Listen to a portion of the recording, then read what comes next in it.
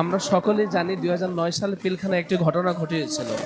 আর এই ঘটনার পেছনে ইন্ধনদাতা ছিল হলো সরাসরি ভারত, এমনকি তার বাস্তবায়ন করেছে ফ্যাসিস্ট খুনি হাসিনা।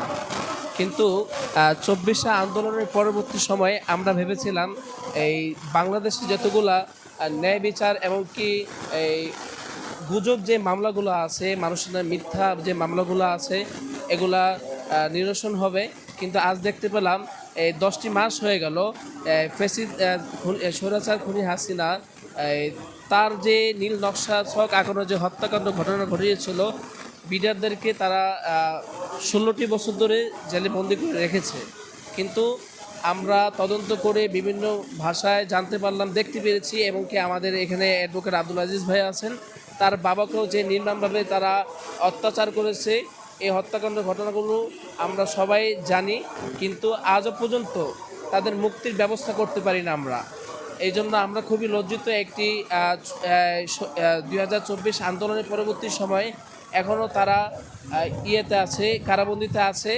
বাংলাদেশ রাইফেলসের যে সম্মান আছে, সম্মানটা ফিরিয়ে আনার জন্য, তাদের যে ন্যায্য অধিকার আছে, অধিকার ফিরিয়ে আনার জন্য, এমনকি তাদের যে ক্ষতিপূরণ আছে, ক্ষতিপূরণ আদায়ের জন্য আমরা আজকে এই আন্দোলনে এসেছি, অবস্থান কর্মসূচি করছি।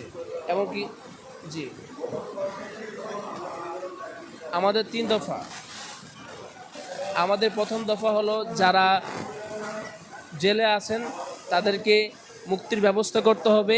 কারণ জেলে বন্দি করে রেখেছেন তাদেরকে মিথ্যা মামলা দিয়ে, এমনকি অনেকে সাক্ষী হয় নাই বেঁধে তাদেরকে, এখনও তারা জেলে আছেন, তাদেরকে নিঃস্বার্থভাবে মুক্তি দিতে হবে। দ্বিতীয় দফা হলো, যাদের বয়স আছে তাদেরকে চাকরিতে পুনর্বহাল করতে হবে, এমনকি বাংলাদেশ রাইফেলসের যে সম্মান আছে, সম্মানকে তারা ফিরিয়ে দিতে হবে।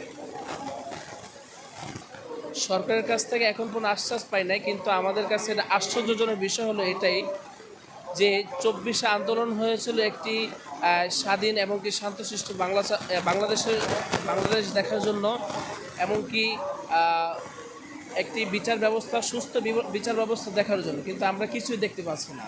এই জন্য আমরা খুবই লজ্জিত।